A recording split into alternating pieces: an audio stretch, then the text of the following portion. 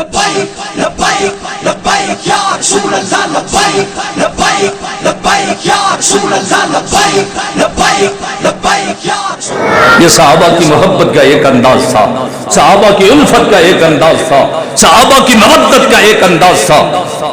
تواریخ اٹھا کے دیکھیں، احادیث کی کتب اٹھا کے دیکھیں، کوئی صحابی رسول آتا ہے، عرض کرتا ہے یا رسول اللہ فداک ابی و امی، اگر ایک لمحہ کے لیے بھی آپ کا دیدار نہ کروں حضور مر جاؤں، زندہ رہنا بھی مشکل ہو جائے جب تک کہ آپ کا رخ زیبا نہ دیکھوں، آپ کے چہرے انور کا دیدار نہ کروں، زندہ رہنا بھی مشکل ہو جاتا ہے۔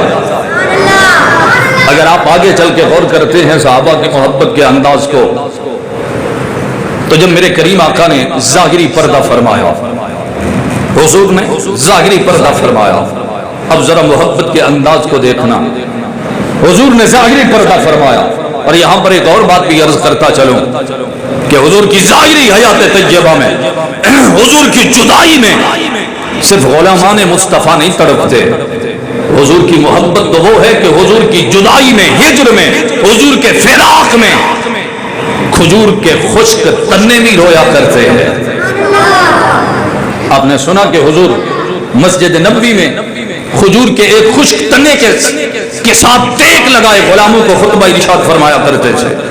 تو جب غلاموں نے دیکھا کہ حضور کھڑے ہو کر خطبہ ارشاد فرماتے ہیں تو حضور تھک جاتے ہیں، آپ کو تکلیف ہوتی ہے، تو صحابہ نے کیا کیا، ایک ممبر بنوایا حضور کے لیے اور مسجد نبوی میں رکھ دیا محراب میں ممبر، تاکہ حضور اس ممبر پہ بیٹھ کر ہمیں واعظ و نصیحت فرمائیں۔ جب اگلا جمعہ آیا مسجد میں ممبر رکھ دیا گیا اور حضور تشریف لائے، ممبر پہ جلوہ افروز ہو گئے، ادھر سے حضور ممبر پر جلوہ افروز ہوئے اور غلاموں کو خطبہ ارشاد فرمانا شروع کیا۔ صحابہ فرماتے ہیں ادھر سے مسجد میں رونے کی آواز شروع ہو گئی، رونے کی آواز شروع ہو گئی۔